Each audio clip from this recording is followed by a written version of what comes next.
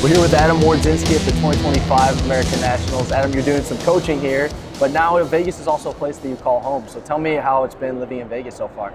Oh, it's really great. It's funny because people usually perceive Vegas from like strip perspective. It's so much more. It's such a like laid back, chill city to live in, especially like coming from California, non-stop traffic, and it's so crowdy. Here's a little bit easier, but you still have that West Coast vibe. So I really like it here. Like you said, I'm here today coaching my friend. See also how my team is doing. Hybrid my team here in Vegas. So yeah, not too busy today. Just hanging around, talking with people, meeting friends. That's it. That's amazing. Well, normally when we interview you, we talk about the tournament that you just competed in, but we thought today we'd do more of like a career retrospective. So why don't we just get started with how you got into the sport of jiu-jitsu? So I started to train in 2010, and I started in like local school. Turns out that it was a guy who brought jiu-jitsu to Poland, Karol Matuszak, my first coach, and him along with a guy who you usually see coaching me at the majors, Andrzej Stoltzman. They both worked together. Andrzej at that time was a assistant coach. Karol was the main coach, and they were like switching when it comes to leading classes. And my first classes, the first class I took, they were led in like a local wrestling school. So the coaches were just like renting the spot.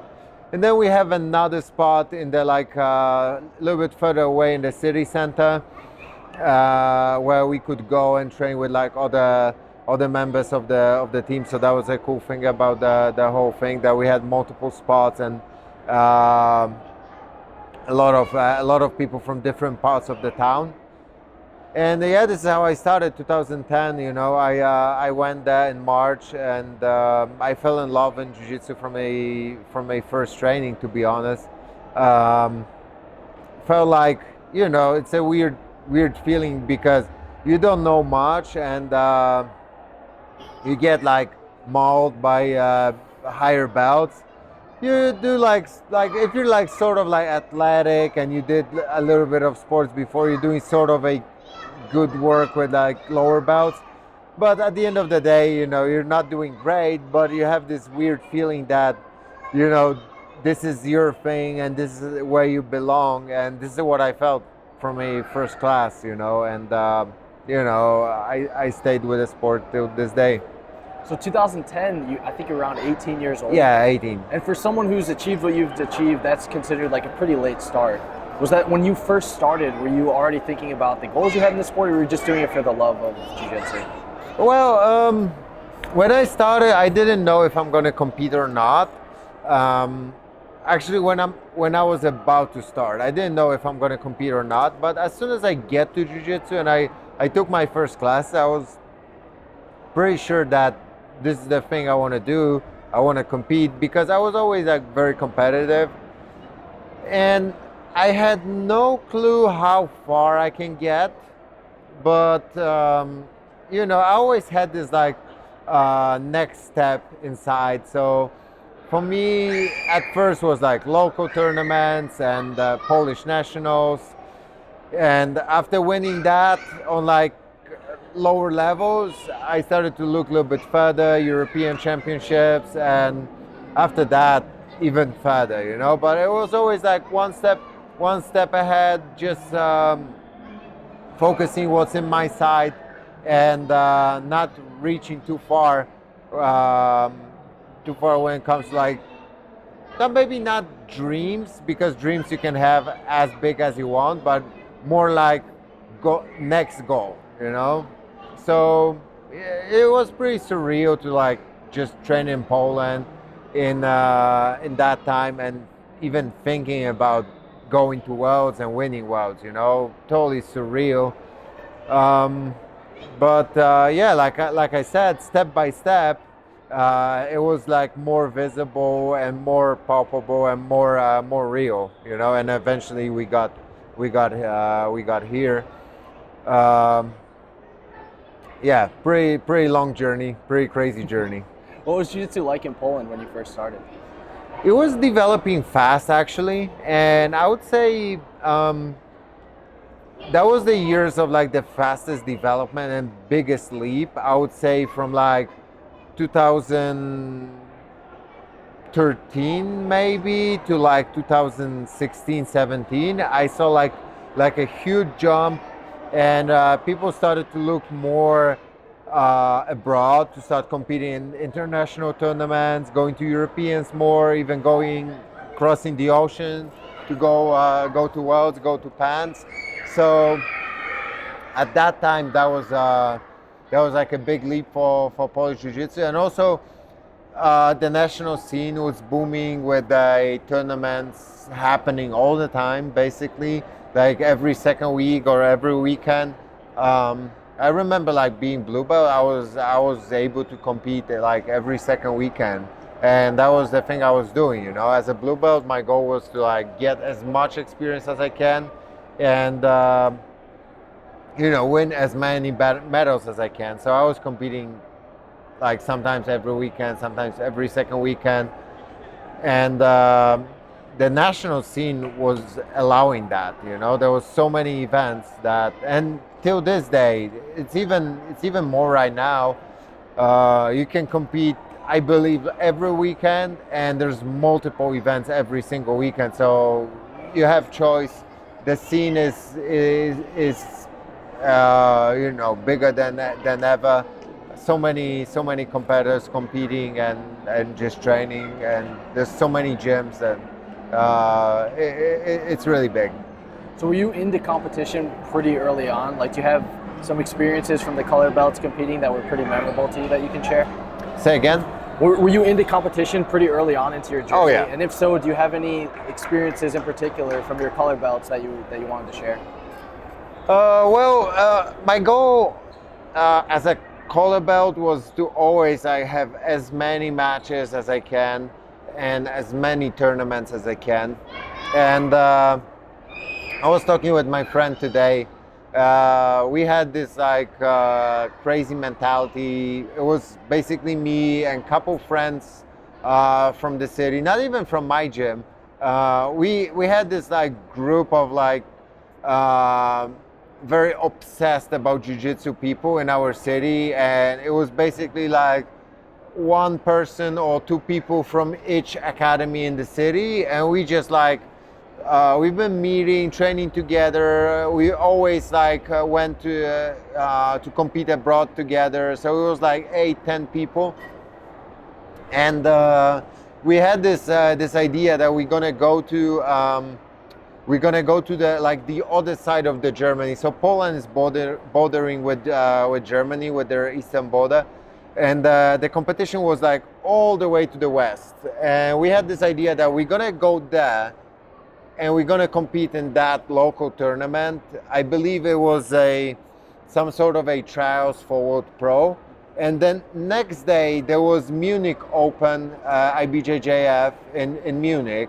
And I think it was like 6 hours drive between those locations. So we went all the way to that western border of Germany. We competed there. Right after the tournament, we packed our bags and we went to the car. We drove all the way to Munich. And we got to the hotel. We get into the room and I'm going straight to bed. And my friend's like, "What the hell are you doing? You're not going to take a shower?" And I'm like, "Bro, I'm competing in the morning. It's either 15 minutes for the shower or 15 minutes for the sleep. I'm going to sleep like that." Like, "Oh, you're crazy." Yeah, and then we competed the next day, and after the tournament, we drove all the way to Poland. So yeah, that was like tight schedule and crazy pace. But this is how we were at this time. We just wanted to compete as much as possible. Any organization, any opportunity to just like, you know, have some matches. And I had this mentality till like early black belt. And then as I was like maturing on my black belt days, I started to like be more picky about the tournaments I'm competing in, and I started to do a little bit less, and it was more about quality than quantity at some point. And you got connected with Checkmat through Alan Finfu. Can you talk about that relationship and then just him opening the door for you with Checkmat? Yeah, so I started to train with Alan as a purple belt. I was looking for somebody because I was very active in my gym, and I was looking for somebody who I can bring for the seminars to pass a bit more new school knowledge, because our coaches, they were really great when it comes to like basics and old school game. So you can see that in my game, like a lot of like pressure and forcing half, passing from half guard, butterfly guard as well, some close guard moves. So this is what I started with in Poland, and it stayed with me till like these days. But I was looking for somebody to pass more like new school knowledge, right? And I heard a lot of good things about Finfu's seminar. A good friend of ours, good friend of our gym, came for summer camp. He's a black belt from Spain, and he was saying that he attended the seminar and was one of the best seminars ever. A lot of like attention to the details, really great techniques, well put it together. So as I was looking who I could bring, I remembered my friend's words, and I was like, all right, let's see where Finfu's living. And then I saw Stockholm, Sweden. I'm like, great, because it's so close, it's just like 1 hour flight or 1 hour and a half. So I brought Finfu, and from the very beginning, something clicked between us. He got very involved in the process of me getting to like big stage, and he was very like supportive always, and he always was very thoughtful as well about my game. He never tried to like change my game too much. He was always about like adding things that match my game. So that was purple belt days, and then I got brown belt from my coach, and we were like inviting Alan a couple times a year for like seminars or little camps. He was staying in Poland teaching, and eventually my coach, my first coach, Karol, he decided that he wants to pursue a little bit different path, stray away a little bit from Jiu-Jitsu, and he basically left the gym for me and Andrew, and we're kind of leading that gym till this day. More him. He's the main guy right now, as I'm in the US most of the time, but we're still leading that gym till these days. And then we thought like, all right, so if the things are in our hands, maybe it would be a good idea to just join Checkmat. And Alan was happy that we want to join Checkmat because it was easier to like put me in the camps with all the like Checkmat people, right? So he started like, as I got to brown belt, I won my first Europeans at brown belt. He started to like push me a little bit more to go to Worlds, to go to World Pro in Abu Dhabi, and I started to like build up this habit to like going a little bit further, crossing the ocean and competing in that big tournaments here. And with time, I added pants to my calendar. I started to do more like no-gi, IBJJF tournaments as well. And like step by step, I ended up being here most of the time throughout the year, doing some opens as well. Last year I did American Nationals, so I like just filled up the calendar with tournaments here in America, basically. And Finfu ended up giving you your black belt in 2016. What do you remember about that day, getting your black belt? Yeah, crazy because that was at the seminar with Bushesha that I was organizing in Poland, and so the venue was packed. It was like 150 people or so. And the funny thing is that day before that seminar, I flew to Sweden, and I attended Bushesha's seminar in Finfu's gym in Stockholm, right? And I remember that Finfu was giving some black belts at that seminar, and these people were like super happy, like you always are, and they were like crying a little bit. And I'm watching that, and I'm like, I'm not gonna cry at my, like, if it ever happens to me at my ceremony, I'm not gonna cry. Like, I don't know why these people are getting so emotional. And then the next day, by total surprise, I'm getting promoted in front of all those people, in front of like Bushesha, Finfu's tying the belt around my waist, and I just can't spit any words out of my mouth because I'm like, every single time when I'm starting to say something, I want to cry. And I'm like, damn, so this is how it feels. These are the emotions, you know. And like very emotional moment for me, and great day. There is a video somewhere in the internet from that ceremony. That's one of the greatest memories from my jiu-jitsu journeys, for sure. A lot of times high-level competitors like you'd won brown belt Europeans. You were very good. I'm sure you had expectations for your black belt competitions. Was there almost like a welcome to black belt moment where you faced someone that maybe you were watching a lot coming up through the ranks?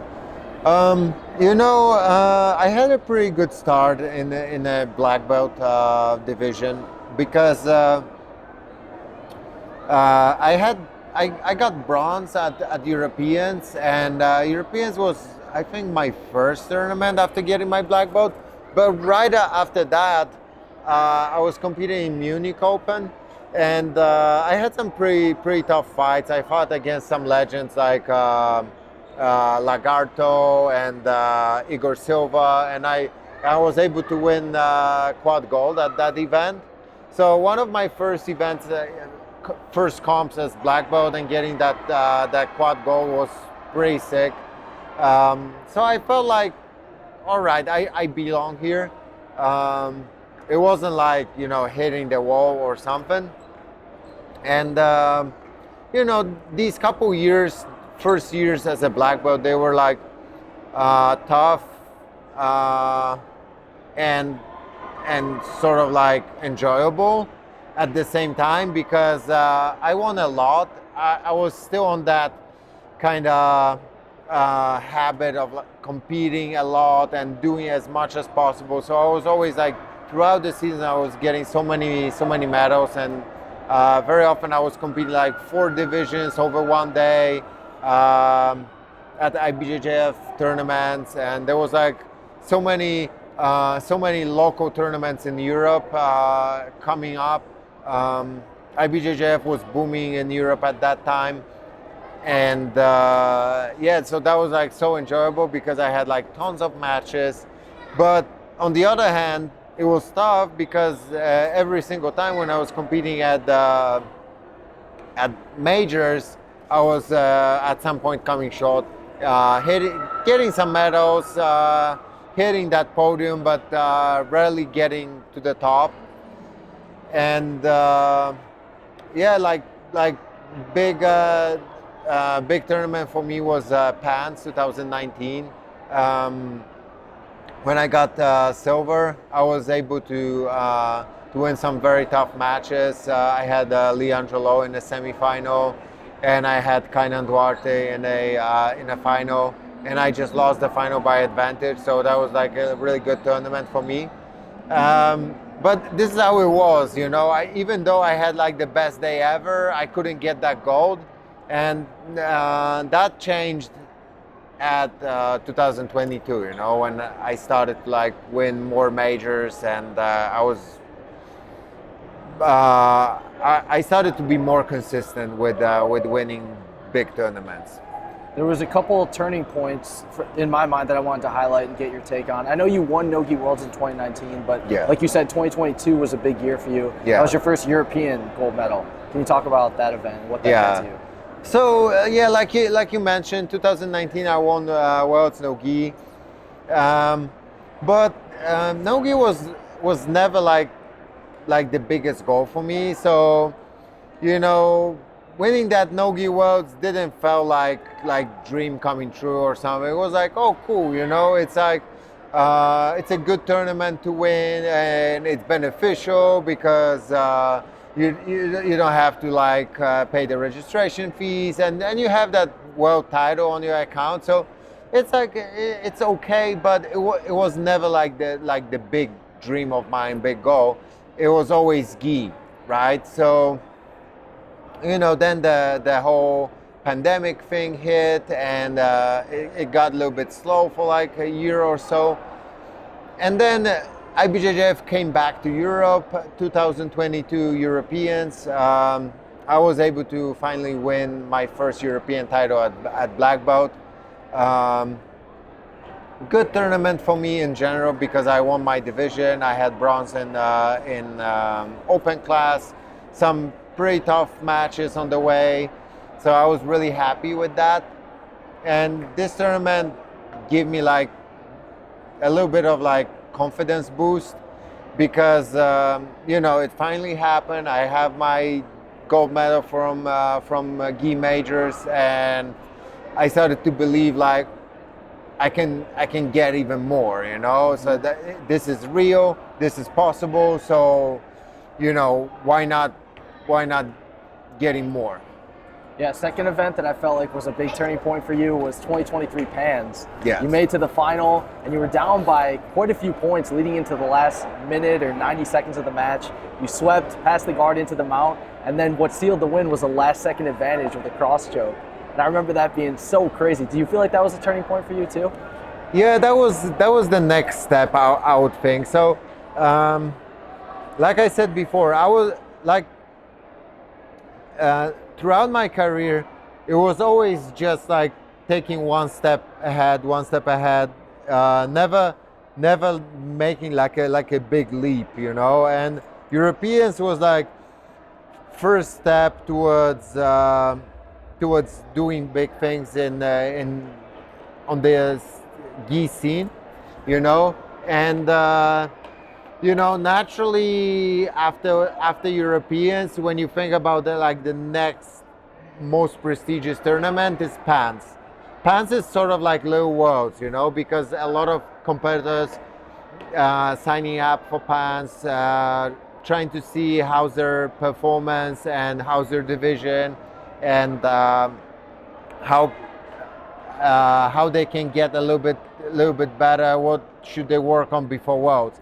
So Pans is always super stock, and my division that year was really crazy. Like the opening round was Roberto Jimenez, and then I had Dimitrios Souza in a semifinal. I had one more match, I can't remember with who, and then I had final with Felipe Andrew. So the whole tournament was really, really tough, and I was like, I felt that I can win that match, even though I was like down on points. I felt like if I keep working, I can make things happen. Sometimes during the match you feel like you're stuck and you can't see the way out, but whenever I got into the bad spot, I kind of like saw the way out, and I saw the scenario where the whole thing can still play well for me, and eventually it did. I was able to even up the score, and at the final seconds I got this cross choke and I got the win. And after winning that, there was only one step left. It was Worlds. So that year, 2023, it didn't happen for me, but I was able to achieve that next year in 2024. And in general, like 23, 24, and 2025 were like probably the best years of my career. I was able to get very consistent with winning on the big stage, and winning that Grand Slam, and winning 2 editions of Worlds back to back, and crown on the way. It's really crazy if you think about it. How many matches and how many times you get like so close, you win only by like advantage or something, but it still goes your way. You're still able to pull those like tight matches your way, and eventually it all together builds that story and that crazy winning streak. Like you said, your breakthrough at the Worlds came in 2024. Yeah. And it's so wild because you did 6 editions of the Worlds, never even hit the podium. And then in 2024, you submit everyone on your way to your first gold medal at the event. Like, how gratifying was that, and how much did the losses at the Worlds make that even more special of a moment? Yeah, when I look back, I think like, probably I wasn't like before. I wasn't like mentally ready to win Worlds. Something had to change. Something had to click. Probably, I had to like build myself up with those other majors like Europeans and Pans, right? And once I felt like I deserved to win it, it happened, and it for sure it makes a cool story. It was very gratifying. It wasn't like shocking for me because I wouldn't be there if I wouldn't believe that I can win that. But it was for sure gratifying that it finally happened. And after all those years, you have like good days and bad days. On good days, you like believing 100% that one day you're gonna win that title, and on the bad days, you think like, well, maybe it will never happen. And at some point, you have to also like accept the possibility that it may never happen. Even though you're gonna go through the camp and every day you're gonna work towards this goal, you started to accept that maybe it will be this way. Maybe I will like win all those like majors on the way, but I will never get to the top of the podium on the world. But once it happened, it was magical and unforgettable moment. And even these days, when I watch the final from 24, I get a little bit emotional because it was such a big moment for me, and you can't get that feeling for the second time. Like I told after I said that after Worlds this year, that the feeling's not the same. The second title is not the same as the first one, and truly magical for sure. So you got the world title 24, then you won the crown, Europeans, Pans, Brasileiros, Worlds for a second time. And I know you said like winning Worlds the first time, you were just mentally ready for it. So your mentality was a huge part of that. What from your game, from like a technical perspective, would you attribute to some of those wins? Things maybe you added to your game, or even just like refined? Yes, I think that sometimes like we're having like lucky or crazy coincidence happening. Sometimes we have some like events that we see as misfortune, but at the end of the day, they become sort of a blessing.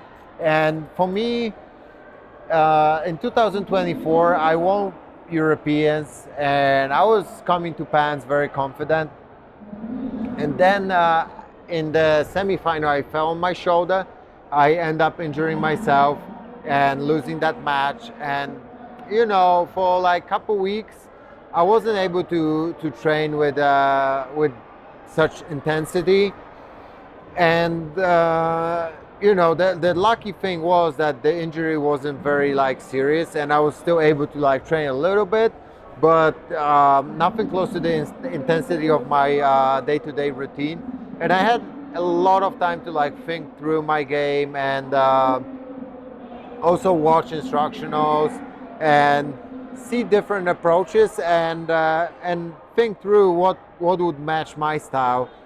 And I got more into like seated guard. I got more into foot sweeps, and as soon as I started to work on them on the mats, and as my injury was healing, I was able to like train harder and harder and spar better.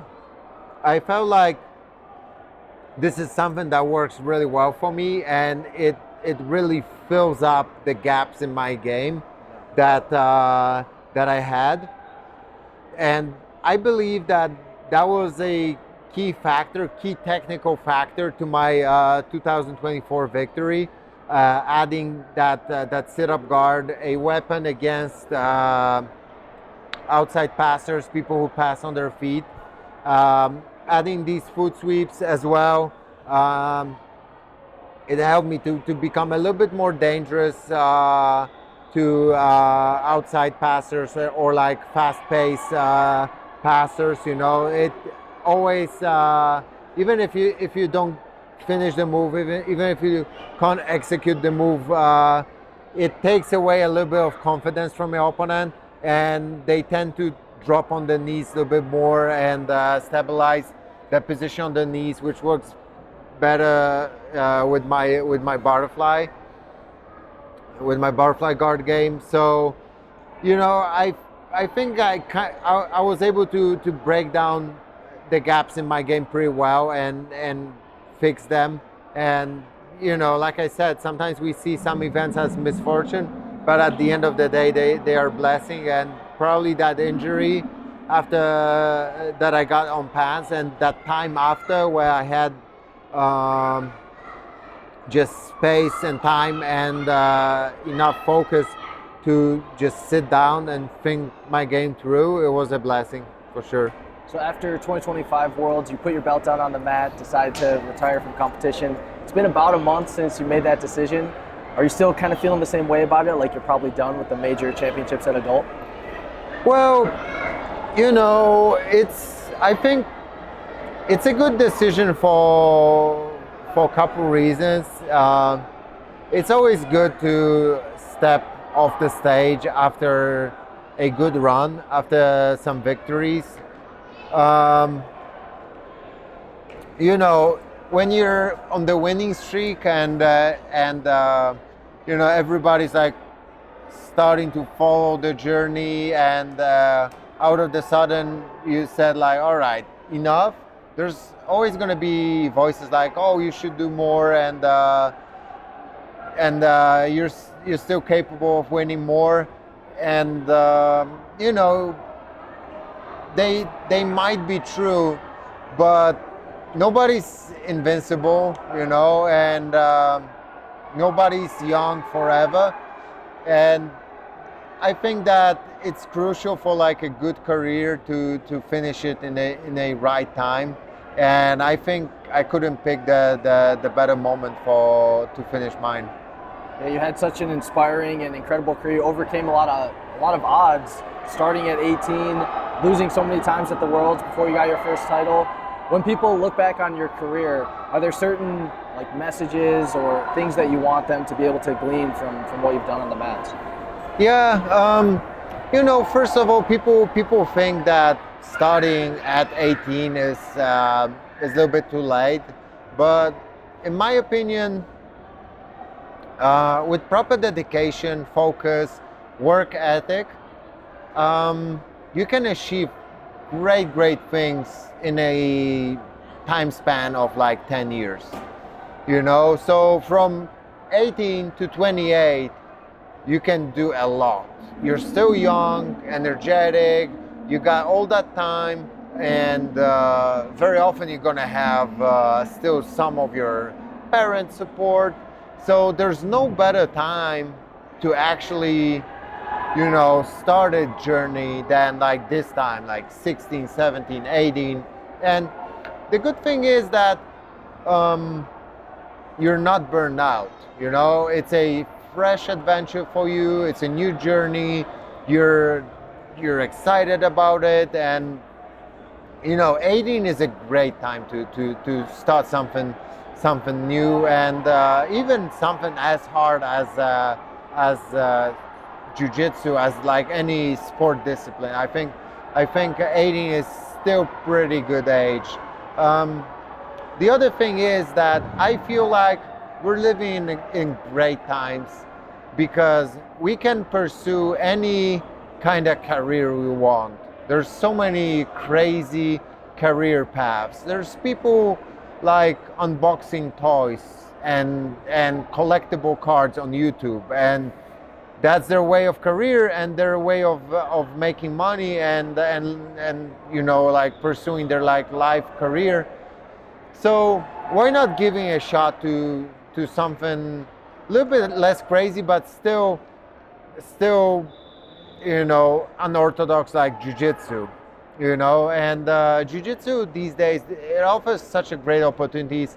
And not only jiu-jitsu, like I said, there's so many disciplines these days, but you have to remember about one thing: whichever discipline you pick, if it's jiu-jitsu or if it's something else like gaming on your computer, you want to be a pro gamer. The thing is that you have to be super dedicated, and you have to be, at some point you have to be a bit obsessed about what you're doing, and it has to occupy your mind for like a big chunk of a day. And you know, if you can keep living in that state and you keep going, and the passion is like burning bright inside you, you're gonna one way or another, you're gonna achieve great things. You know, if you back it up with a very good work ethic, and you're not afraid to, you know, work hard towards your goals, then, you know, everything's achievable in these times. You know, we're living in a crazy times, but also like great times to achieve anything in any life path you wanna achieve it.